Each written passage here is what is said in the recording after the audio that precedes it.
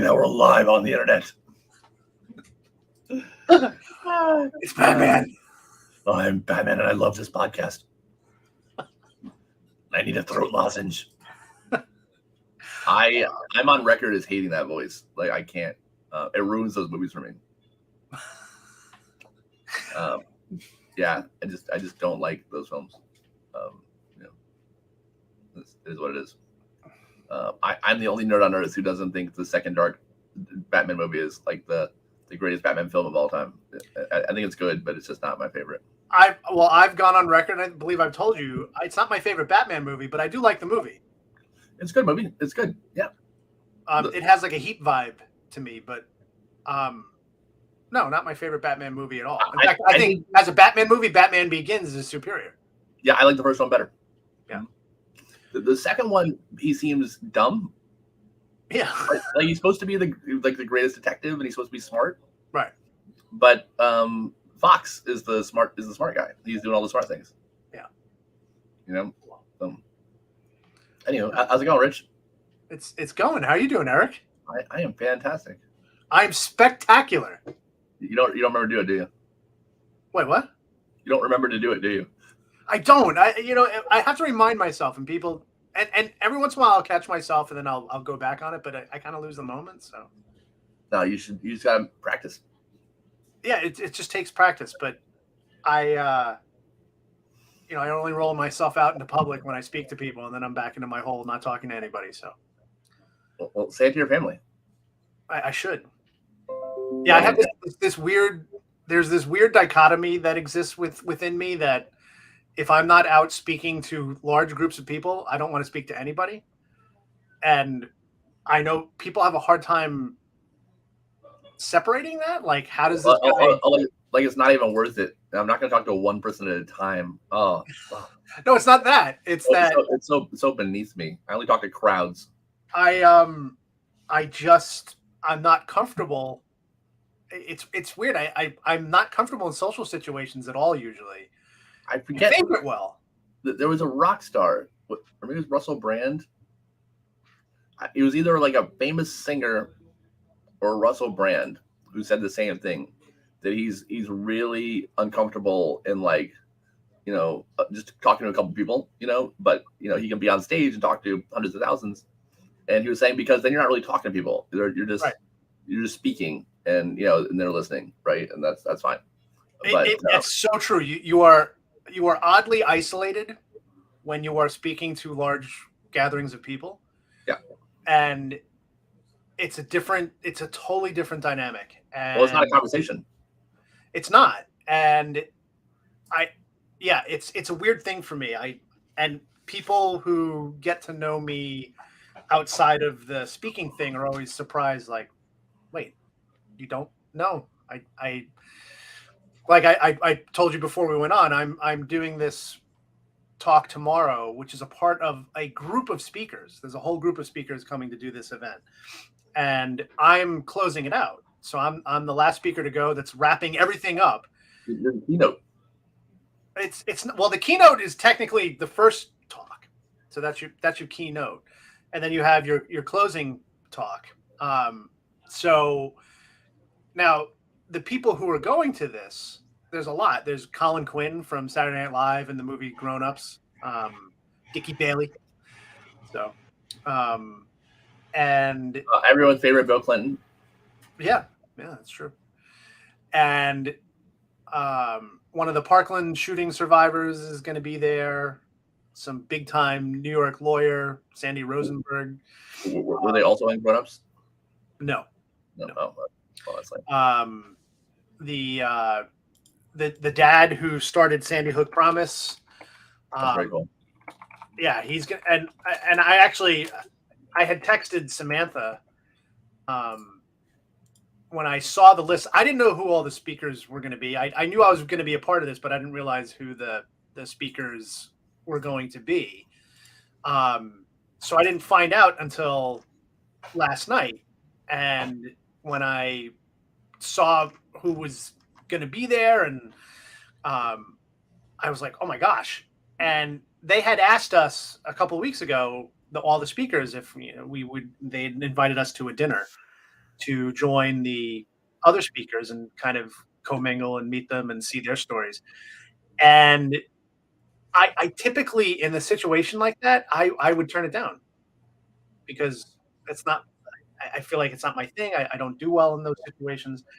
And for this one, I did, and I didn't know who was going to be there. I figured, well, if I'm closing, then it can't be anybody big. I mean, why would they want me to close if they're...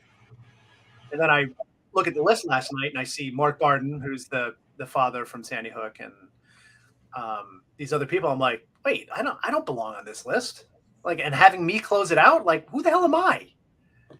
You're just some schmuck who... You're a big deal, respect. Drowning. What? You're a big deal. I'm not, though, and it's weird, but what? I mean, whoa! You were the keynote speaker at the Lifesaver Pool Fence Conference in 2023. I'll have you know. I mean, after such a prestigious event, how could they not want you?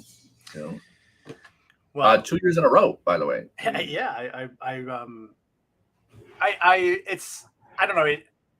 I have a hard, dude. I have the worst case of imposter syndrome when it comes to... I think we all do. I know I do for sure. I am convinced at any moment now that everything I've done for the last 20 years is going to be discovered to be just total BS, bad science, and it's just all going to fall apart because I've just been like, you know, it's just been a charade of a scam that I've built up on a house of cards. At any moment now, the whole company is just going to self-destruct because it's all like I haven't done anything right. Well, you and me both. I firmly believe this. Like at any moment now, it's going to happen. It could be right now. It could be today. I don't know. Yeah. I'll have people remind me like, "Oh my God, look at all the stuff you've done." I'll be like, "What stuff? What have I done?" And they're like, "Well, look at the books." And I'm like, "Yeah," but I almost feel like I didn't do it. Like, oh, that wasn't me. I didn't write that book. Oh, I didn't do that animated. Like, I don't know. So, needless to say, I will be having dinner with these amazing people tonight, and which I don't feel like I should be a part of the group, but so be it. And I guess it was, you know, something telling me to do it well beyond what I can quantify or understand. So I'm looking forward to it, and yeah, hopefully it'll lead to bigger things too, where I just it'll be nice to kind of network and get to know some other people who are sharing important stories that need to be heard. So, well, hopefully you get to meet Colin Quinn from Grown Ups and the SNL. I mean, and SNL, and also the founder of the Sandy Hook charity, who wasn't in Grown Ups, but he wasn't knocked up. Fun fact. That'll be good. I will also have, since I am the last speaker too, which is great. I have the opportunity to be able to go to all the other talks. So I'll get to hear Mark Barden share his story, and I'm sure I'll be crushed by it. And I mean, technically, even if you weren't the last speaker, you could go to the other talks. Yeah, if you're kind of in the middle though, then you have issues with setting up and then breaking down, and it does cut more into your time. Whereas this, I just have to worry about, like, I won't be able to see the talk before mine. But actually, the only talk before mine is actually Colin Quinn, but he's doing several talks during the day, so I'll get to go to one of them. And why is he attending this? Like, what? I mean, just I have no idea. But that was I texted Samantha. I said, first of all, why is my name on this list? And second of all, I've spoken there before, and I'm the only returning speaker they've asked back. Right. And I was like, wait a second. So they asked me to come back, and I'm with all these other people. Now, the last time I was there, they did not have this level of people. So I guess Samantha, texted me back. She's like, I'm so proud of you. I'm like, I don't know why, like, geez. But, yeah, so it's just nice. It's nice to,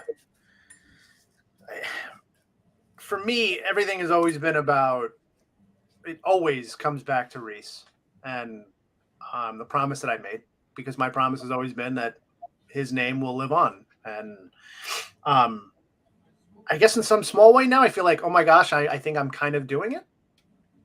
So I'll never fully believe it because I don't fully believe in anything technically. So, but it is nice. It's nice to have that and be able to share that. And then I was asked to I was just recently asked to speak to the New York State Legislature about water safety education.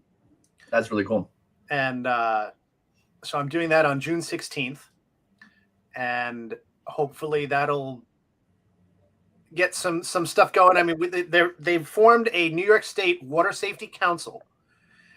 And that council, that's actually who I'm speaking to. I'm speaking to the council on behalf to the legislature. And the person who would asked me to come speak, though, it said, I've never heard someone speak about water safety the way you do. And I think you're the person to get this across the finish line. So hopefully no pressure or anything. So, but yeah, just the lives of our children. Right. So it's just, I know you know the same frustration. It's well past time to get people to really consider water safety a real thing. Not just, it's so weird that when you can talk to parents about it and they'd be like, oh yeah, it's so important, but they don't believe it. Like I swear to God that parents believe they've got this shield around them, the shield of attentiveness. So if I'm the attentive parent, then this doesn't apply to me. So, the parents who lose kids are bad parents, unattentive parents, and, the end. And that is like the beginning and the end of the whole conversation for them. And that is why I continually stress that it's not drowning that killed Reese. It was ignorance. And the thing about ignorance is that you don't know what you're ignorant of, because that is the very definition of being ignorant. So, and the only way you fix ignorance is through education. And that I think that is where I am uniquely positioned, because I am an educator and I see that connection, that you have to educate people first. You can't make an informed decision if you're not educated. You don't, I can go on, and it's just, to me, it's so simple. And I don't get why people don't see that that's where we got to go. Well, let's talk about water safety, Rich. What are you going to tell the legislator? Explain to me and the audience why water safety is so important, and why what you think we should do. Well, first of all, you're dealing with the number one killer of kids under 4. Yeah, and let's assume no one's ever heard about it before. It's a brand new audience. This is for the first time we're talking about this. This is right. So if I were to ask, what blows my mind is when you speak to people and you ask them threats to your children, they'll rattle off 10 things before they get to drowning. And the first thing that'll come up is guns. And yeah, the gun situation in this country is terrible, and that's something to be concerned about. But let's not lose focus of the thing that's killing kids under 4 more than anything. Not accidentally, more than anything else. Single cause of death is drowning, and it's not even a part in most people's vernacular for the top 10 things that they have to worry about. Yeah, it's not kidnapping. It's not diseases. Exactly. It's not car accidents. No. It's not car seats. It's not hot car deaths. But yet these are all things that people will list off. Right. These are all things people will list off before they even touch on water safety. Yeah. And when I think about why that is, I always come back to the fact that we believe in our ability to attend. And as a parent, we see our children as the center of our lives, right? Every parent, even bad parents say this, that their children are their universe, right? So if that is the center of my universe, I'm going to do everything to protect it. And my instincts should be enough. And my instinct, I think our natural instincts are that if I'm watching my kid, they can't be hurt. And that, I will tell you this, a child that's being attended to most likely is not going to drown. If I had to choose, something that's going to protect a kid, if that child is being attended, they're not going to drown because someone can intercede and prevent it. The problem is that there's no such thing as 100% attention ever. And most people don't know that. They don't recognize it and they can't see it.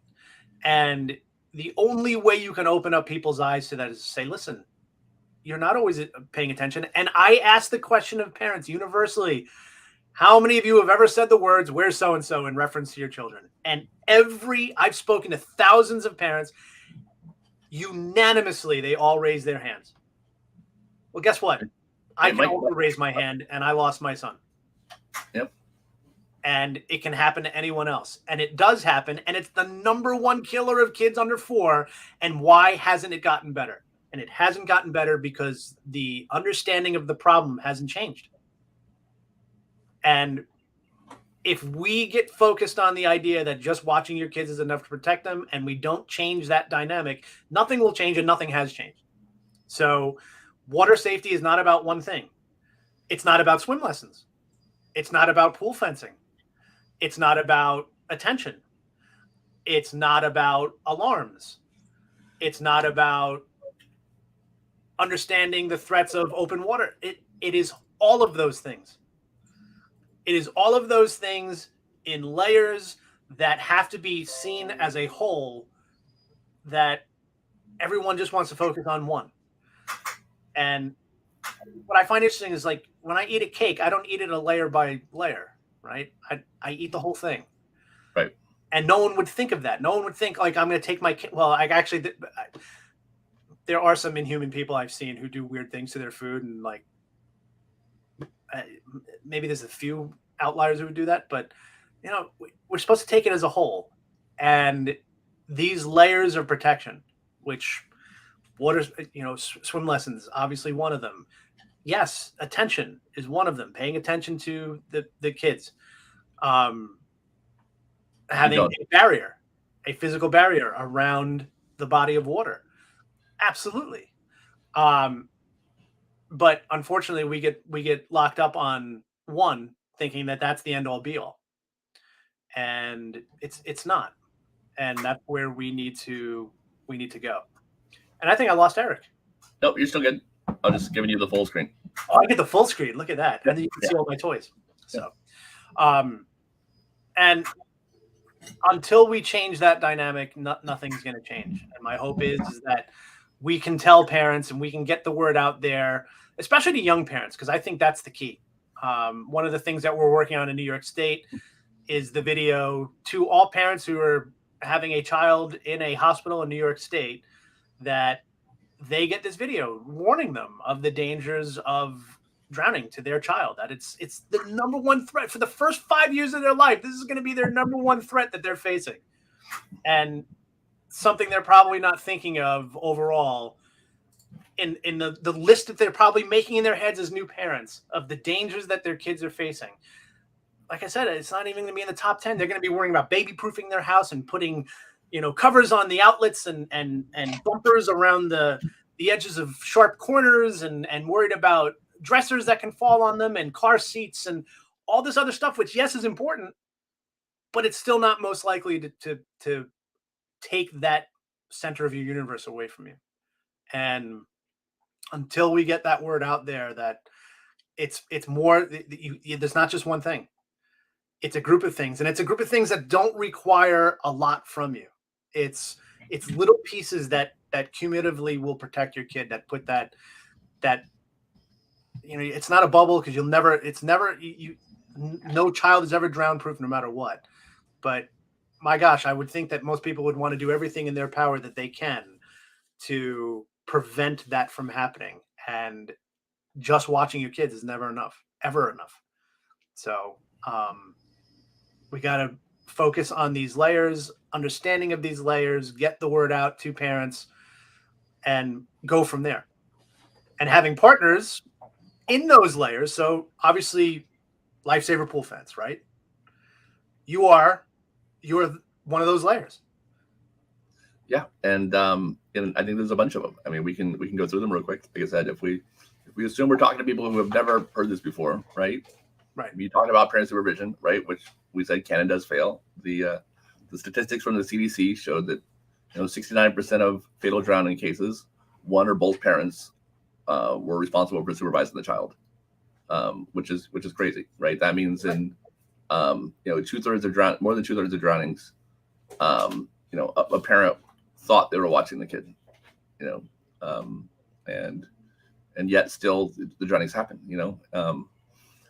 I mean, and one study showed, and it's clear why, right? We had a study that showed that in 77% of drowning cases, the child was last seen 5 minutes before being discovered in the pool.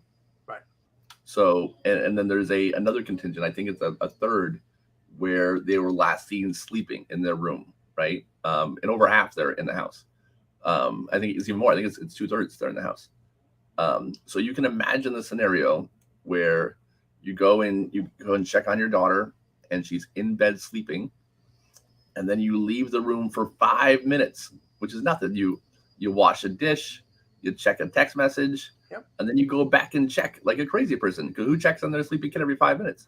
But even that, like overzealous parent, theoretically could miss the window where their kid got out of their bedroom, maybe for the first time. I know Christina Canavan talks about how when her twin boys got out to the pool and drowned, that was the first time they'd ever successfully escaped their crib. She didn't know they could do that. They'd never done it before. Right. So yeah, 5-minute gap while they're in the room. They get out, they make it to the pool somehow, and drown. No parent can watch their kid like that. That's impossible, right? You can't. You have to sleep. You have to use the restroom. You sneeze occasionally. Your other kid runs inside with the bloody nose. You drop a pork chop on your toe. Like, life is happening. You get a phone call. You find out your mom died. I mean, like. Right. I would love to see a study that finds what is the most common word uttered after the drowning. I believe I'd be right in saying that almost every parent's words would be, "I didn't know." Yep. I didn't know. Now, Well, that could be lots of different things that you didn't know, but I didn't know that the kids could get out of the crib. Yep. I didn't know that the door was open. I didn't know that my friend wasn't watching my son. I didn't know that the alarms that I put on my doors weren't working.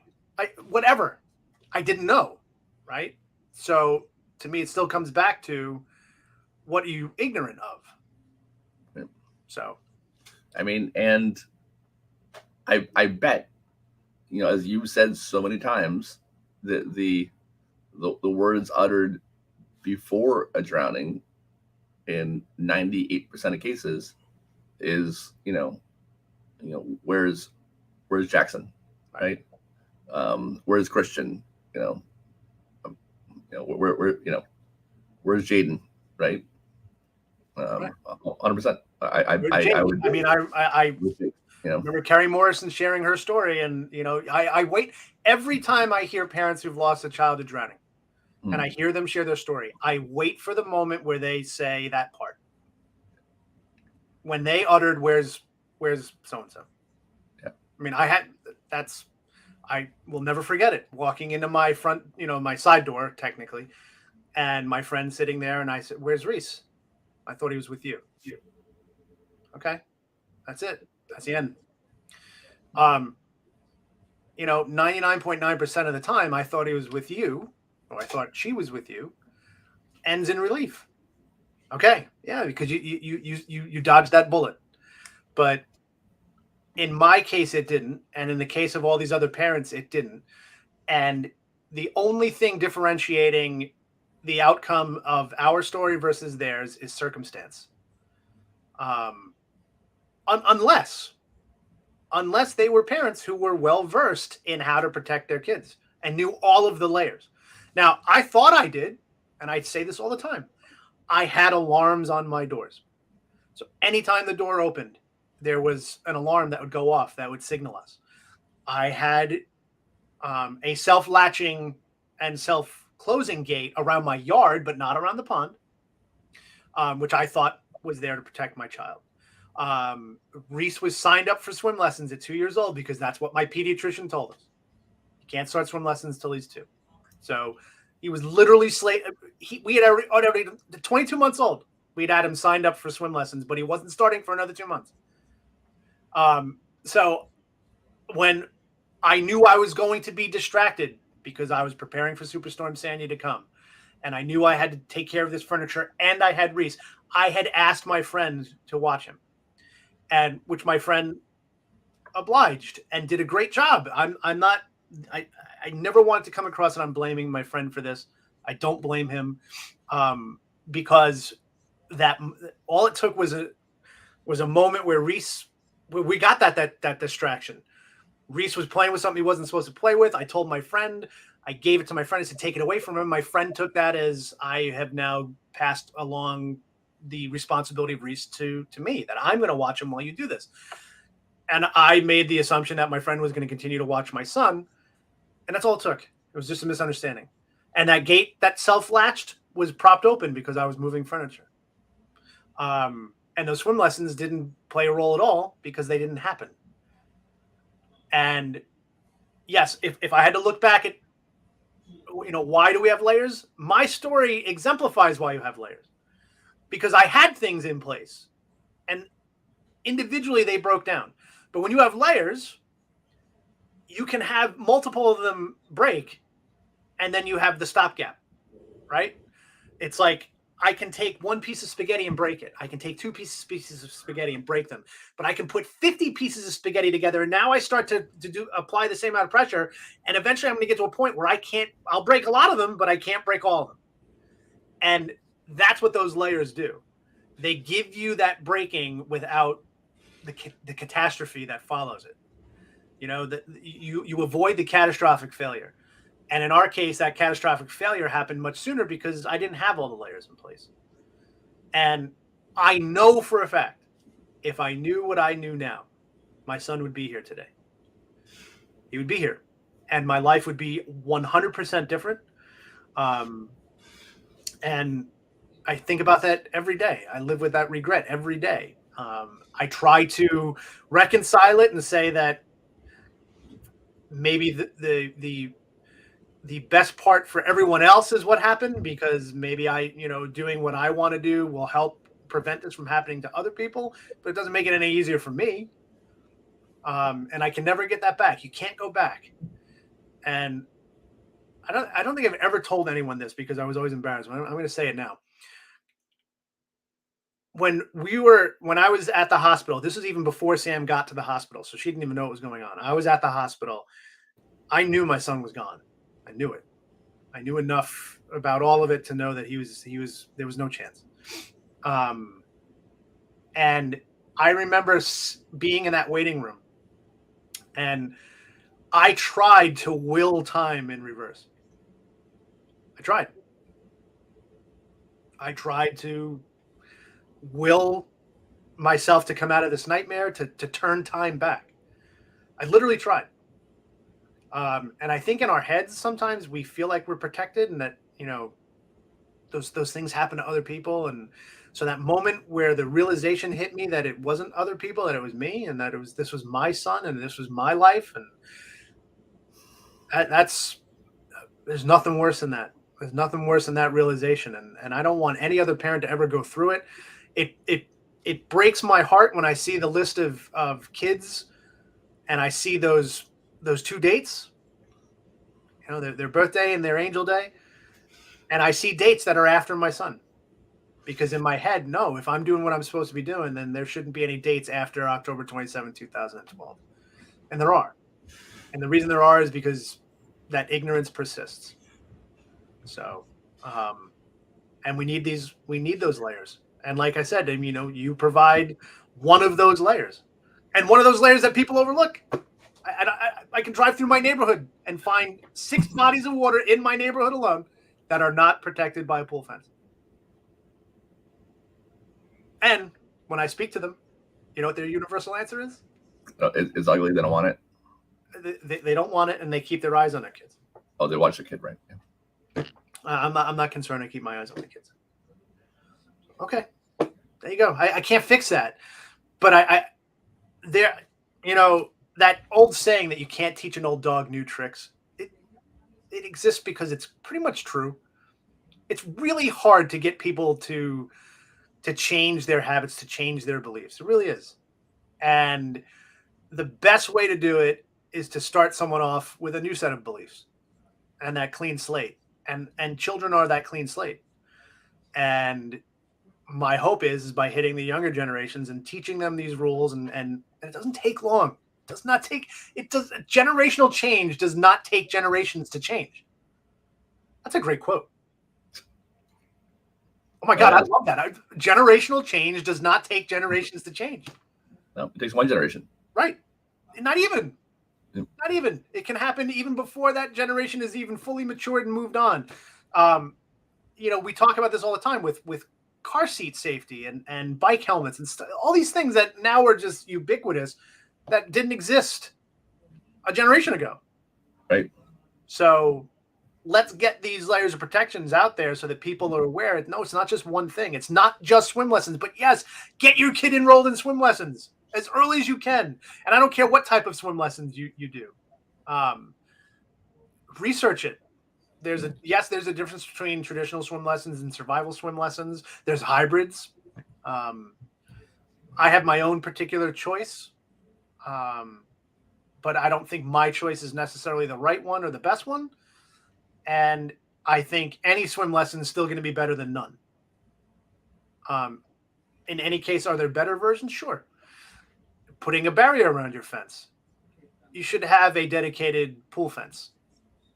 And Eric, you can speak to this better about what you guys put out there. Why is it like why is a Lifesaver pool fence better than me just building a wooden fence around my pool? So I want to protect my kid, and you know what? I'm gonna put a wooden fence around my pool. Why is what you do better?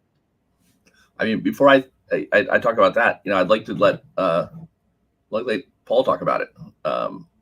I have this video that Paul DeMello shot for us recently because he's amazing, and we love Paul. Paul is the best, and here we go, and he talks about why it's important. 1 second. Here, we'll watch this real quick. January 16th, worst day of my life, is the day that both my kids died.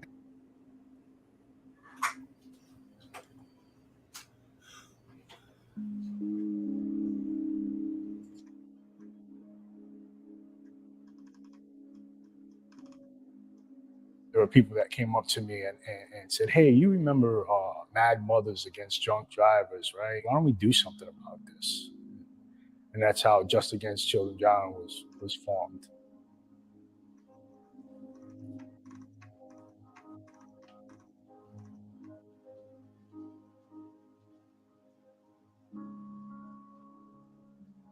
Paul DeMello. I lost my twin boys, Joshua and Christian, in a backyard swimming pool, drowning. One of those things I never saw happening. And when it did happen, it just rocked my world. I actually wanted to check out a lot of times, cried a lot, went to bed crying, woke up crying. There's something about helping others, it's almost like a therapy, and I kind of wanted to turn all my pain into a gift for others. I think some people just don't think it's going to happen to them. We actually had an open coffin. So I'm getting chills right now. We had 2 kids laying in an open coffin. Those people that, call it an ugly pool fence, I'm like, man, it's only temporary. It's not forever. It's either that or a coffin. The fence was something that I truly sold out to right away. It was something tangible. It was something that I believe my kids would be alive today, if there was a fence. The bike helmet to car seat belts, it works. You know what I mean? It works. It's too late once it happens. You know what I mean? And it's not forever. It's there. You can remove it. You put it back. It's a tool. It's a device. These fences are saving lives.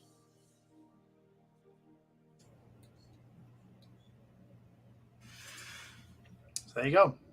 Yeah, I mean, and I could talk about the difference between, a wood fence and a pool fence, and I will, but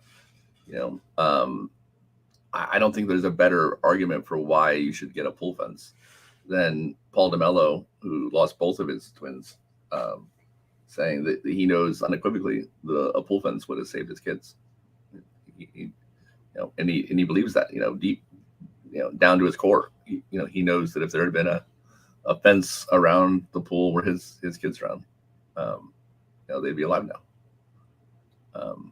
And just like you, he was a great parent. He cared about water safety, and if he had known, he would have bought it. He would have paid for it. He would have put it in.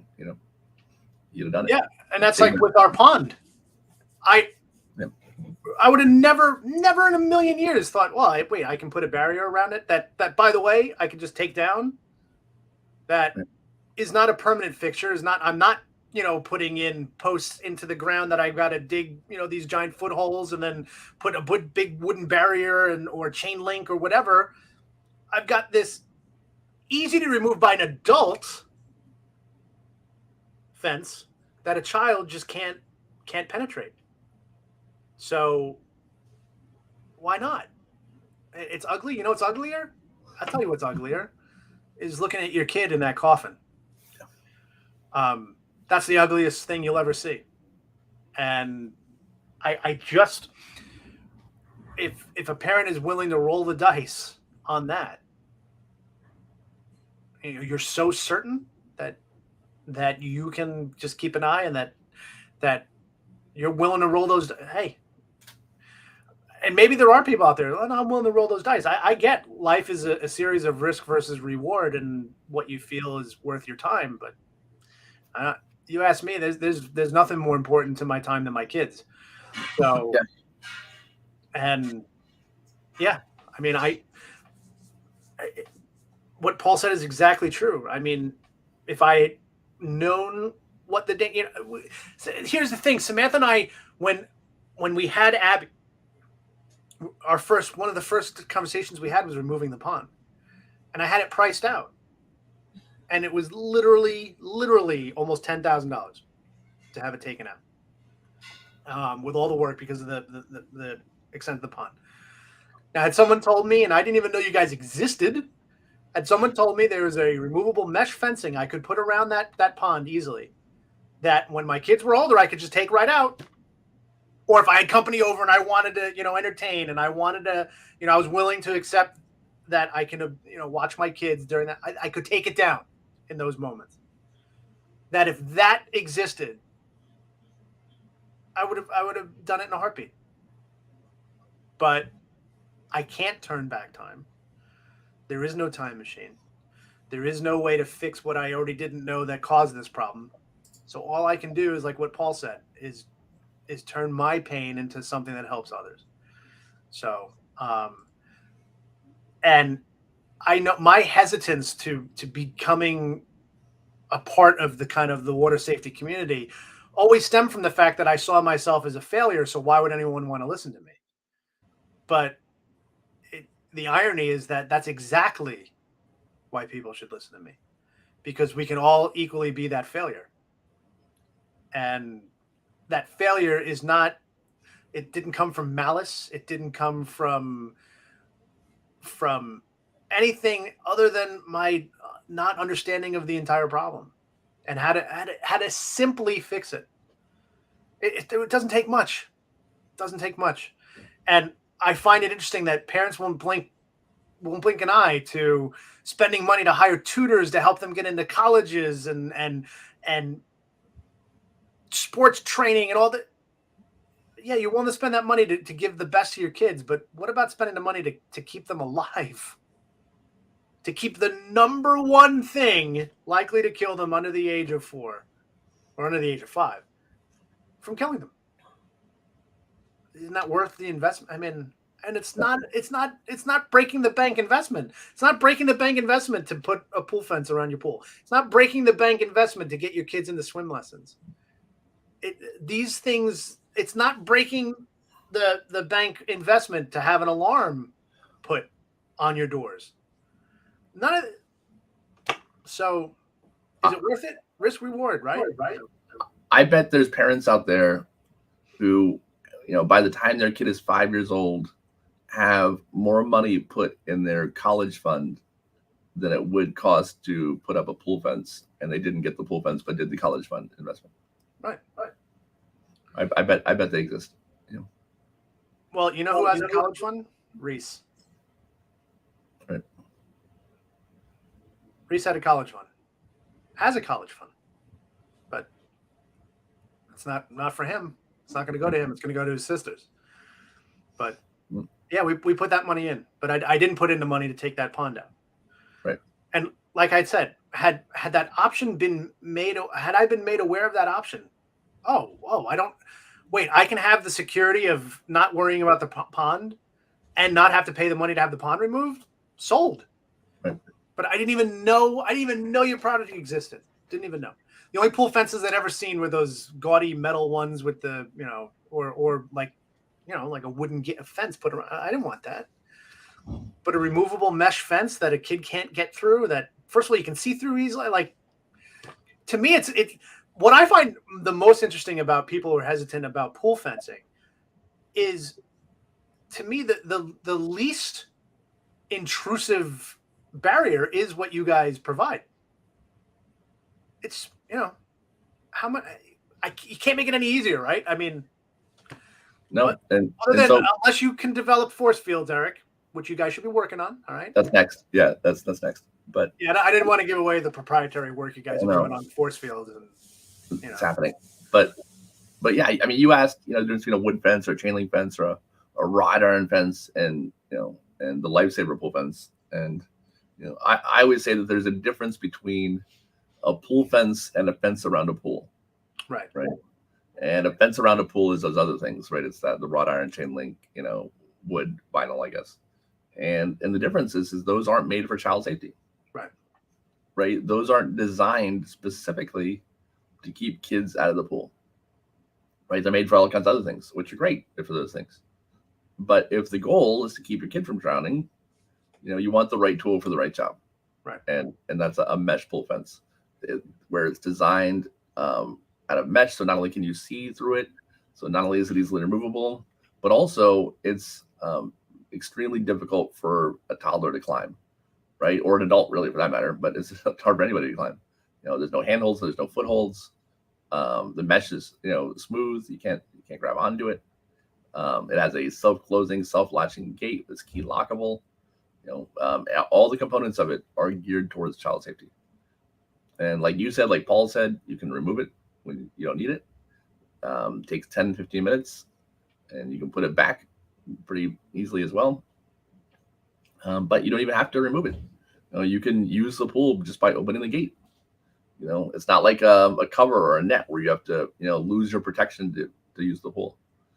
You can actively have pool time and use the pool while people who shouldn't be in the pool are still kept out. Right. So, it has a gang of advantages over, a lot of the other choices out there. But me, I say use them all. I think you should have a pool cover, a pool fence, a pool alarm, swim lessons, eye locks, all the doors and windows, alarm. I mean, do all the things, right? CPR. The more layers of protection, the better. Yeah, and it's like I said, you put one piece of spaghetti, easy to break. You put 60 pieces of spaghetti together, and now you gotta apply some pressure to break it. Yeah. And you'll break a few along the way, but not get all the way through. And that's what those layers do. They hedge against catastrophe. And if I'm betting on my child's life, I want everything I can do to hedge against that. So I've been using a different food. I've been using the Swiss cheese example, but I might like the spaghetti one better. Where if you've got one piece of Swiss cheese on a table, like it's really easy to find a hole that reaches the table, right? They all do. You put a finger through it and touch the table. But you put two slices of cheese, and then maybe only like one of the holes lines up another hole to reach the table. But the more slices of cheese you have, the harder it is to find, to see all the way through to the bottom to reach the table. Yeah. That's an ineloquent way of explaining it, but I think it's kind of a good one. There's more than one way to get to our destination. So there's more than one way to describe a problem, and that's just as apt. So, and it's, in this case, it's not a question of opinion. It's a fact, and the facts tell us exactly why this is an issue, because it's the number one killer of kids under 5. The end. So, and number 2 or 3, depending on which statistic you look at, for kids overall, someone under 18. So, I just, why it doesn't get the play it does, it should, when other things that are not even, can't even come close to being the threat that drowning is, are all over the place. And instead of spending time as asking myself why, I would rather say, well, what can I do to stop that problem? How do I address that problem?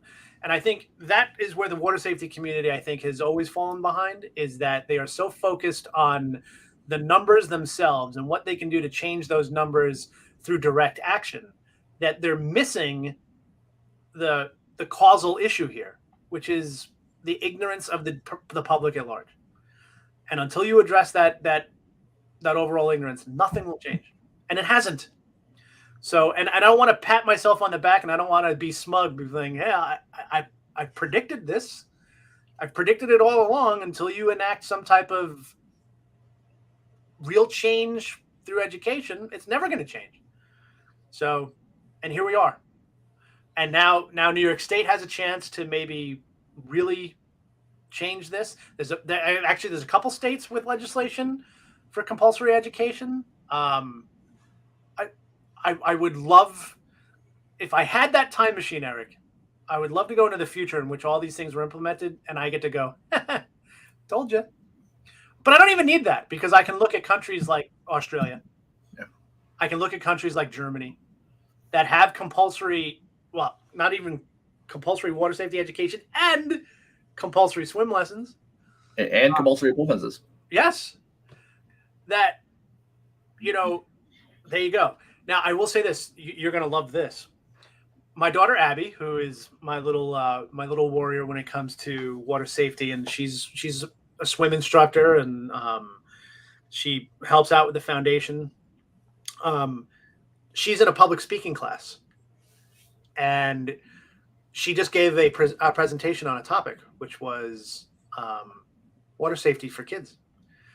And she was talking about compulsory swim lessons and education. And one of the kids in her class got up and got angry and said, well, you're trampling on people's rights. And she's like, how am I trampling on your rights? She's like, it's just another government regulation. And she turned around and she said, why does government exist? And the kid didn't have an answer. And she goes, well, I would suggest, if you're so big on the government and the founding fathers, look about why a government exists in the first place. And the answer you'll get is that it's to protect us from our ignorance and our base instinct. And our base instinct when it comes to water safety is wrong. So, yes, there does need to be rules that are in place to protect people from their own ignorance. So, yeah, you're not free to go run around naked either. And there's good reason for, the rules that exist, there's good reasons for them. Right. So, yeah. And we have all kinds of other compulsory education.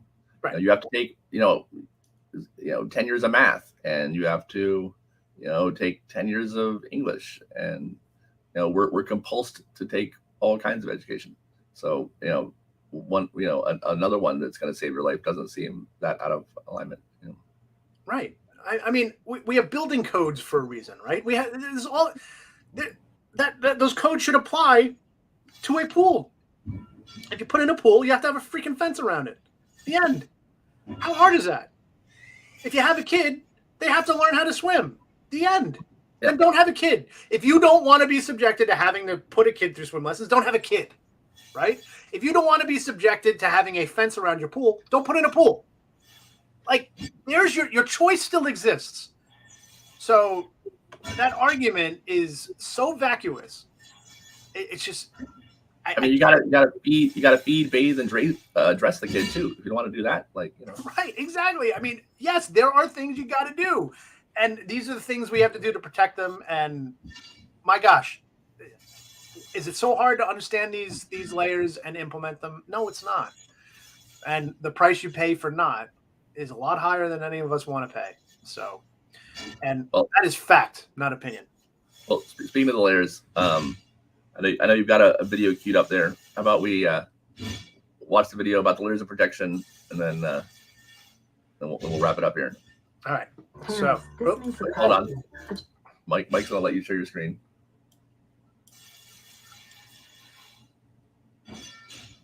Mike's gonna tell us when we're ready. He just needs to share. Go ahead. From your calendar. I can share now. Yep. Friend Connect. Well, And actually, Eric Hudson. stop. All right. Present. We're going to share screen.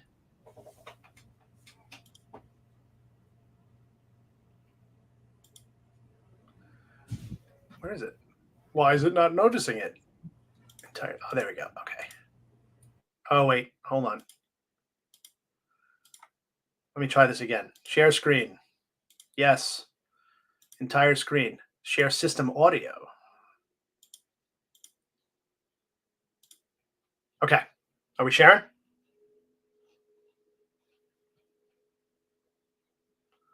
Oh, that's weird. My mouse will not allow me to. That is so bizarre. Why can't I move my mouse over there? I can see it. This is spacebar. That won't That's, work. not working. That's so weird. It will not let me move my mouse over there.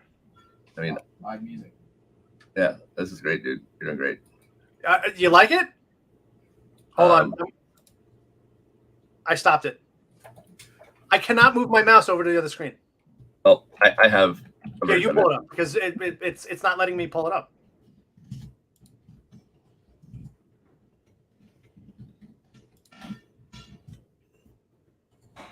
You don't. Yeah, I got it. Okay. Way to ruin everything, Rich. Well, now my mouse goes over there. It's all right. It's fine.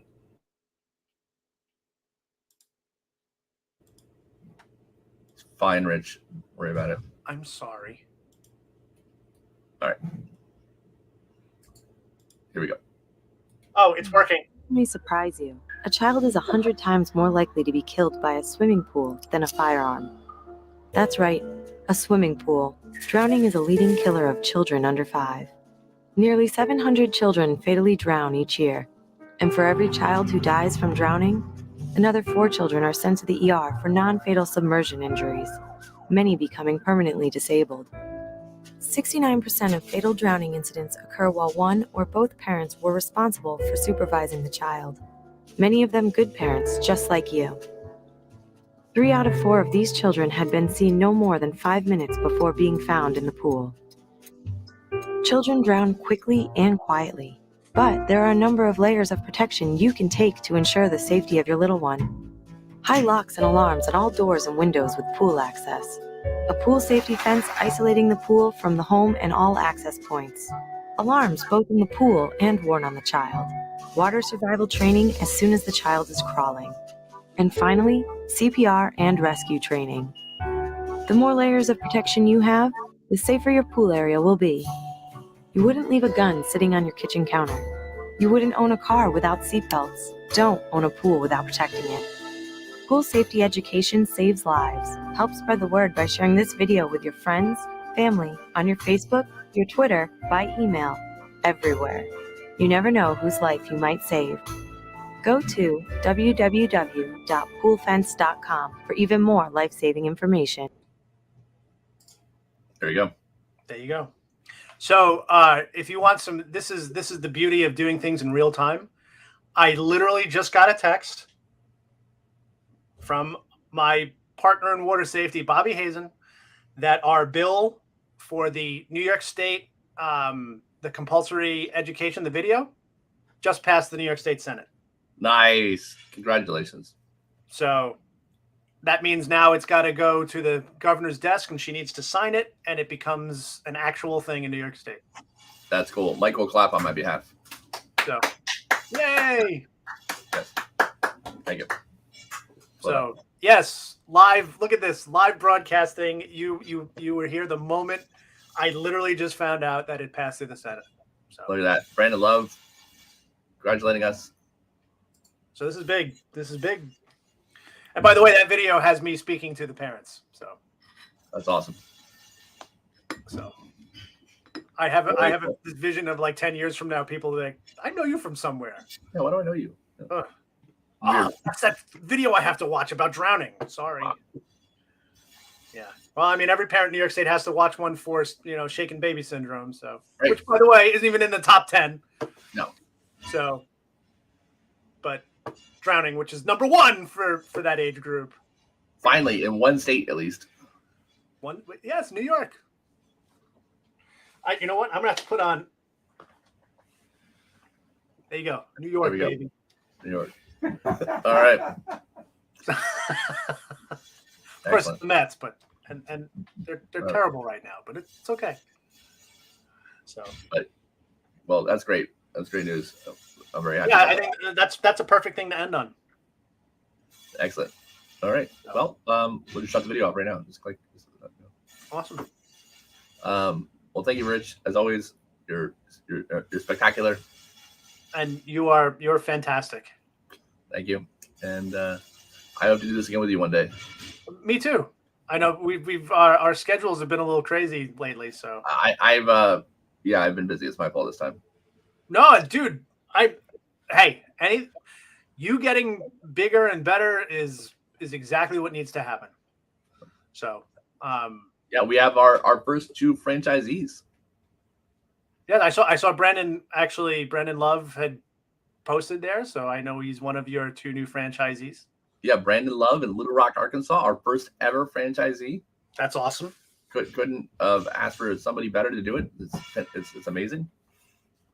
Bringing Lifesaver Pool Fence to Little Rock, Arkansas, which will make pools safer there, which wasn't really an option before. They don't really have a pool fence company there, which is really cool. And Joe Paulus, my good friend Joe Paulus, who I've known for forever. He's in Chattanooga, Tennessee, and he'll be serving that market. So very excited.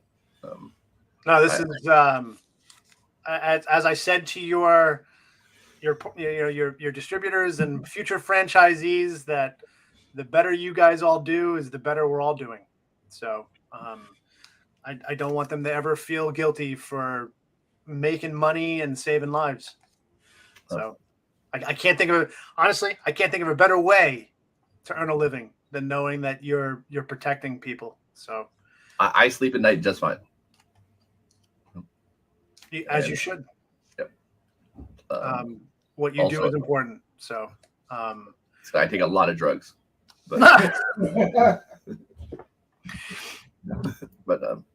think I use this line way too often now, but I really like that I can do good and do well at the same time. And I think isn't it weird though that we live in a society where you almost have to qualify that? Right. Exactly. Right. So, no, it's like when I speak to any swim instructors or swim schools, keep doing what you're doing. And I hope you become bajillionaires, because if you are, that means you're helping, and that means what we're trying to do is working. So, yeah, let's make it all successful, because that means then we were all successful. So that's it. And I don't know if you know this, Rich, but generational change doesn't take generations. Yeah, that's a great quote. I know. I just thought of it. I actually wrote that in my little book here. Oh, wow. Yeah. You were inspired by what I said? Generational change doesn't take Right generations. here that Eric Lupton said that. Yeah, generational change doesn't take generations. Eric Lupton. Cool. I'm looking forward to the meme, the quote where it's generational change doesn't take generations. Eric Lupton. Yeah. With a picture of me. Yeah, that'd be great. Abraham Lincoln. Yeah, we know Abraham Lincoln told us don't believe everything you see on the internet. Right. It's true. Which I don't. So. No, I don't. I definitely don't. I don't even believe things I see on the internet. Ditto. Yeah. So, yeah. All right, guy. It's been great talking to you. And, Likewise. Let's do this again. Maybe next week. I will be. Will I be here? I will be here. I will be here. But you know where you haven't been in a long time? Jeopardy. Are you guys still got your streak going? Dude, yeah, we're at 39, I think, now. Oh, no, You today's don't need 40. me. You're unstoppable. If we win today, we hit 40. I am the very definition of superfluous in this case. I mean, we've had some close calls though. Like it's been close a couple of times, but we've sneaked through. We've barely sneaked through. So, but you've done it. I mean, we've done it because winners you're, win. You're moving in on Ken Jennings territory. Winners find a way. That's Right. true. Winners find a way. Well, I can't join you today because I will be heading to New Jersey to this event. So, but I will post pictures, hopefully, of at least hopefully with Colin Quinn. I hope I get to meet him. That'd be cool. Should I call him Dickie Bailey? What's that? Should I call him Dickie Bailey from No. Grown Ups? No, you shouldn't. Yeah, I saw somebody who's celebrity to me recently, and I did it all wrong. Don't be like me. I screwed it up entirely. Now, thankfully, you have the advantage that you're going to see this guy, so it's not like a surprise, But I'm not yeah. going to fawn. well, no, fawning isn't the problem. Yeah, I was an idiot. I was real fast. I was at the Janet Jackson concert on the way to my seat, headed through the corridor, and I look over, and I see someone I've watched tons of YouTube videos of talking. I follow his Twitch stream. He's a commentator on all these events. Chess Grandmaster Maurice Ashley, the first and only African American chess grandmaster. And he's just standing there by himself. He's not even like surrounded by people. There's no one between me and him. He's just there, just hanging out, like, waiting for his friend or whatever. Did you fanboy him? No, I did. It was even worse. It was so bad because I couldn't believe it was him. Like, there's his face right next to me, right? And I'm looking at him, and just out of my mouth, because I roll up a little closer to him just like to make sure, and then I just go, Maurice!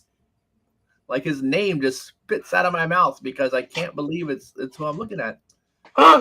As if we're friends. As if seeing him, live for the first time in a while. I'm calling out to him, and he turns around and looks at me, thinking we know each other, and now he can't remember who I am. So I can tell the look on his face is like, oh no, I don't know this guy in a wheelchair. I'm a fucking asshole. like he's mortified. He can't remember his friend in a wheelchair who's now is sitting in front of him. And I'm trying to remember who I am because I just called out to him like we're friends. And because he's not a big celebrity, but he's who he is. And so immediately I realized what's happening. I'm like, you don't know me. You don't know me. I'm just a fan of yours. Obviously, you do. And but I just wanted to say hi. You're great. Nice to meet you. Well, that's good though. I think that was a good save. And he was like, cool. Thanks. And I was like, yep. And then I rolled off. I didn't ask for a picture. I just rolled away. And yeah. But in retrospect, there's a million ways I could have done it better. I think what you did was great. The chess world championship was happening at the time, and between Jan Nepomucci and from Russia and Ding Liren from China, and what I should have done is rolled up to him and said, "Who do you got, Nepo or Ding?" And then he would have known immediately that I knew who he was. That would have been ideal. That would have been cool. I'm not that cool. I just yelled his name at him. Like the thing you're told not to do to a bartender, because it's very jarring when a stranger yells your name at you, yeah. So, anyways, I'm sure he gets Q list celebrity, So, yeah. Anyways, don't be like me, and treat celebrities better tonight when you go to your dinner tonight. I'm not going to be, hey, Colin, dude, it's good seeing you, man. Yo, CQ, what's up? Yeah. What's the word? Do I know you? Oh, yeah, I went to the same high school as Kevin James. Yeah. Which I did, by the way. So Really? Yeah. I always thought you guys were related. Yeah, totally. He's my big brother. Yeah.